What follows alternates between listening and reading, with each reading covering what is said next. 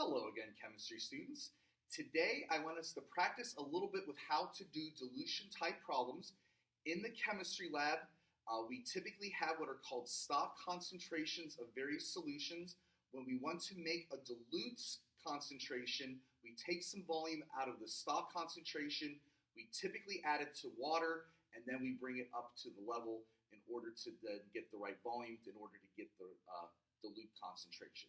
To remind you of the equation, M1 times V1 equals M2 times V2. So remember, M is for molarity, V is for volume. On the left side, we will have the stock solution, and on the right side, then we'll have the dilute solution. And so what I'd like to do, there are 10 problems on this worksheet. What I'm going to do is I'm going to go through the even number problems with you, and then I'm going to give you guys then practice then by working on the odd number problems. And so I'm going to start now with problem 2. Right. Problem 2, if I add water, H2O, to a 0.15 molar NaOH solution until the final volume is 150 milliliters, what will the molarity of the diluted solution be? All right, so again, here's the question for number 2. If I add water to a 0.15 molar NaOH solution until the final volume is 150 milliliters, what will the molarity of the diluted solution be? So in this problem, we're looking for the diluted solution molarity, and that would therefore be M2. So what I want to do, I want to go ahead and get the M2 by itself.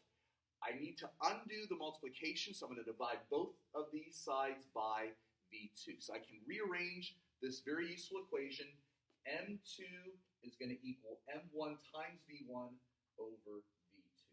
All right, now all I need to do is plug in what I know, do the math, and then I'll get my answer. All right, our concentration for our stock, we're told, is 0.15 molar, so that's going to go on the top. We have a volume. Originally, we're going to have 100 mils, and so we have 100 mil volume, which I forgot to add. I apologize for that. It's 100 mil volume. And then our new volume for our dilute concentration is 150 milliliters. All right. You might notice that I didn't change from milliliters to liters. The reason I did this is because I know that the milliliters on top would cancel with the milliliters on the bottom, so I saved myself a little bit of work, so I'm going to cancel these out. To figure out the dilute solution's new concentration, I take 0.15 molar times 100, divide by 150, and I end up getting 0.1 molar NaOH. Therefore, if I take this stock concentration, I add enough water to bring it up to 150 milliliters, I can then know that my new concentration is going to be 0.1 molar. So this number is always going to be smaller than this number. And so hopefully that makes sense. All right, we're going to go ahead then and do problem number 4.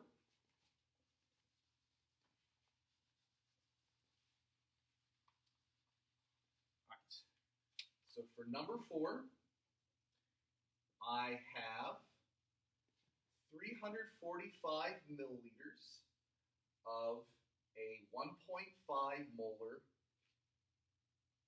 sodium chloride solution. If I boil the water until the volume of the solution is 250 milliliters, what will the molarity be? All right, so in this problem, we have a certain amount of a 1.5 molar concentration of sodium chloride, and so we're going to boil the water until we get the volume down to 250 milliliters. So notice that if we are to boil off the water, we're actually going to concentrate the solution. And so in this problem, our answer is going to be larger than 1.5 because by boiling off the water, we're reducing the volume, and therefore we're going to increase the concentration. And so very similar to the Boyle's law, the molarity and the volume are inversely related. So if one goes up, the other one has to come down. And so we're going to go ahead, and in this problem, we're going to go ahead and solve again for M2.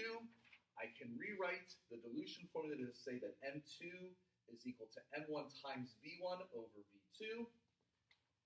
Our stock concentration, we're told that it's 1.5 molar. Our initial volume, we have 345 mils. And then our new volume, after we've boiled off some of the water, is going to be 250 milliliters. Notice again, I kept the volume in terms of milliliters just to save myself extra calculations.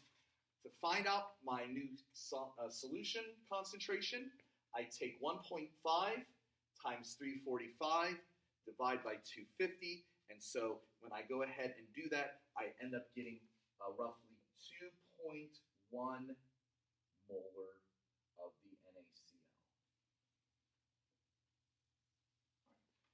And so just as we predicted, because we were boiling off the water, we reduced the volume from 345 to 250, and therefore the concentration went from 1.5 all the way up to 2.1 molar.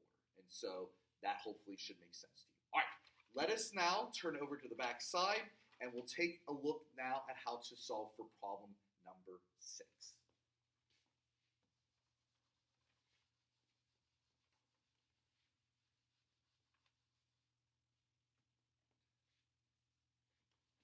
Let me go ahead, I'll read the problem for number 6.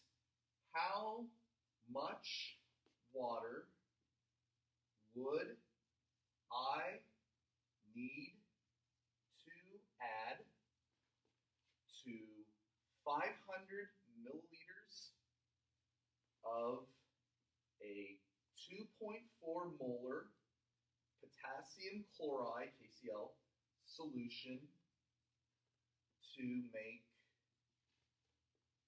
1.0 molar solution? All right.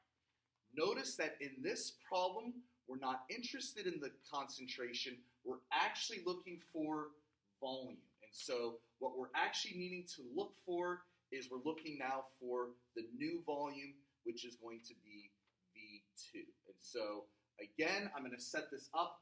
I'm going to divide both sides by M2 so I can set it up just for V2. V2 is going to equal M1 times V1 over M2. So again, I just went ahead, I rearranged the dilution formula.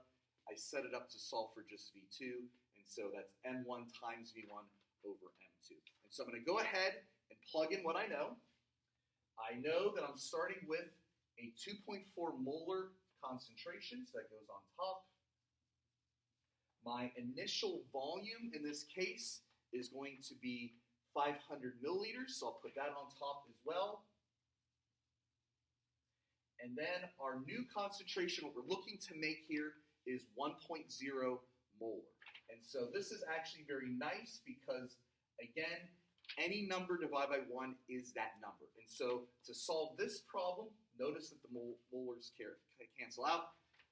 2.4 times 500 is going to be 1,200 milliliters, or 1.2 liters. problem is not looking for how much you're going to end up with for volume. It's looking to see how much you would need to add to get to this point. So notice that we're starting with 500 milliliters. We know we need to bring up the final volume to 1200, and so to find the difference we have to subtract. So we're going to subtract 1200 milliliters minus 500 milliliters, and so when we do that, we're going to end up with our final answer of 700 milliliters of water. All right, and so again, we're looking to see how much water we need to add to bring this stock concentration down to 1.0 molar. We can solve for V2 to figure out what the total volume of the solution would be. And so once we get this number, then we remember to subtract 500 from that, and that's going to give us then our answer of 700 mils of water. All right, I will tell you that the problem on the test will not be this involved. All right, let's look then at number 8.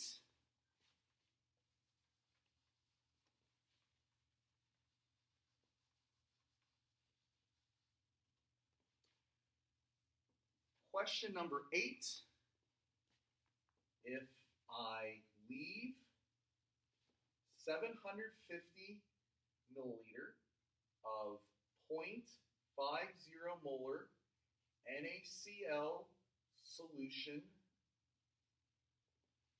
uncovered on a windowsill,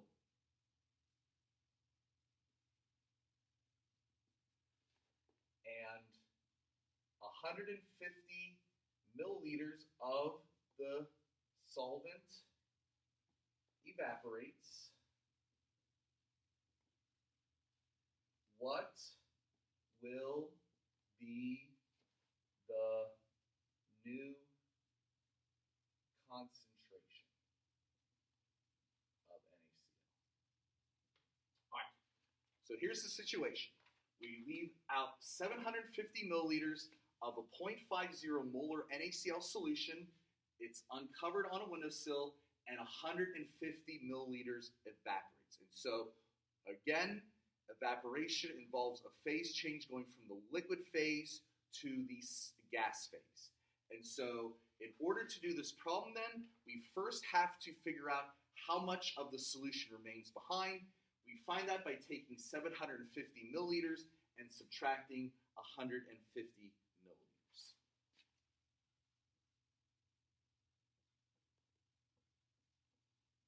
And when we do that, we end up with 600 milliliters final volume. So this number is going to be our V2. And so what we're looking for in this problem, the new concentration is going to be, what we're looking for is M2. So again, I'm going to set up my dilution equation. So M2 equals M1 times V1 over V2. Our initial concentration, we're told, is 0.50 molar. Our initial volume, as you'll remember, is going to be 750 mils. So before we let it sit out, the initial volume was 750 milliliters. And our new volume is now we calculated to be 600 milliliters. The milliliters cancel out. To find out the new concentration, I take 0.50 times 750, divide by 600, and I end up getting 0.625 molar of the NaCl. Notice again, because we lost volume, the solution goes up in concentration. And so we went from 0.50 molar initially, and we've raised it now to 0.625 molar because we lost some of the volume due to evaporation. All right. And so we're going to go ahead then and do the last problem together. So we're going to go ahead and do problem number 10.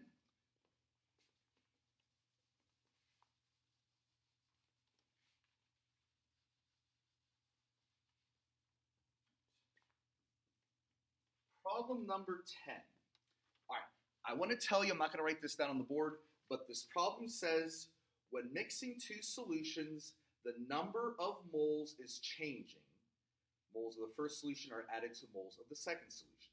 For this type of problem, find the total moles in each solution and the total volume when the solutions are added to find the final molarity. And so basically what this problem is saying is when you combine the two different solutions together, you have to take into account their individual moles, and then you need to add those up to then figure out the total moles of the solution. And so I'm going to go ahead and write out the problem.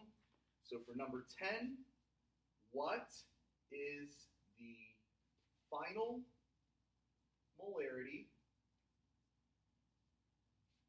of the solution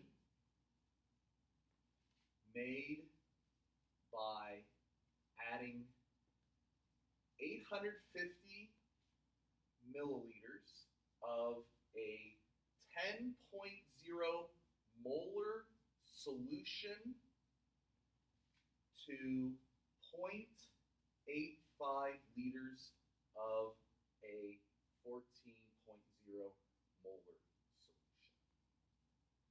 All right, I want to again let you guys know you will not have a problem like this on the test. So you will have a dilution type problem, but it will not be as involved in this. But I think this is just a good exercise to go through to see how this works.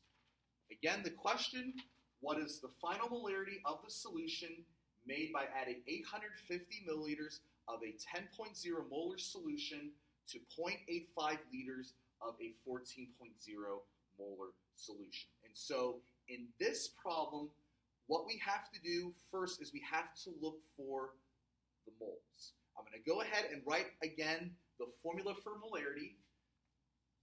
As we discussed before, molarity is the moles of solute over the liters of solution. So mole solute divided by liter of solution. All right.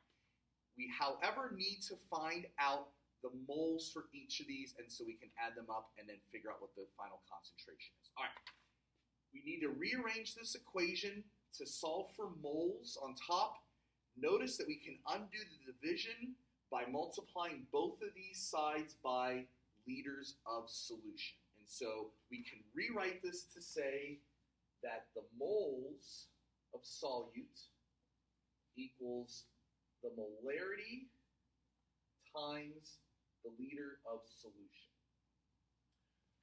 Again, what I'm looking for is the moles, and so I use my molarity equation, and I'm going to rearrange it so that I'm going to be solving just for the mole. All right, let us go ahead and then find the moles for each of these separately. Notice our first one we have here, we have 850 milliliters of a 10.0 molar solution.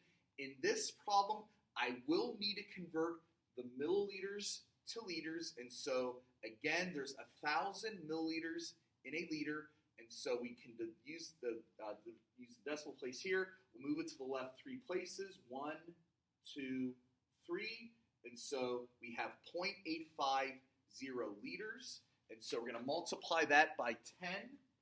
So we have 10.0 molar. We're going to multiply that by 0.850 liter. And so we're going to find out that we have 8.5 moles of this. All right. Next, we need to do the same thing now with this part. And so again, we can see that this is already given in terms of liters, so we don't have to convert. And we have our concentration here. So we have 14.0 molar times 0.85 liter. And if we do that math, we end up getting 11.9 mole. Right. Notice then we also can add these two together to figure out what the total moles of the solution is going to be. 8.5 plus 11.9 is going to be 20.4 moles total.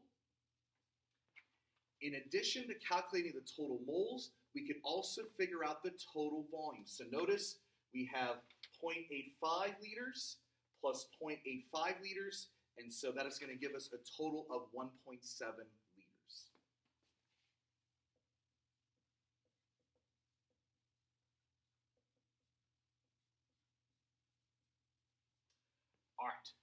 we now have our total moles, we now have our total volume, and so to find the final molarity, we just take the total mole and divide by the total liters. So we're going to go ahead and say that the final molarity, we're going to put the 20.4 moles on top. We'll put the 1.7 liters on the bottom. And so when we go ahead and we do the math, we're going to see that we're going to end up with 12 molar. All right. And so the final answer here is 12 molar. Again, you will not have a problem like this on the test, so don't freak out if you don't understand this problem as well as you might hope for. I want to go ahead then and let you guys then practice these problems. So again, do problems 1, 3, 5, 7, and 9. And so I hope you guys learned something, and I hope you guys have a good rest of your day, and I will talk with you guys again soon.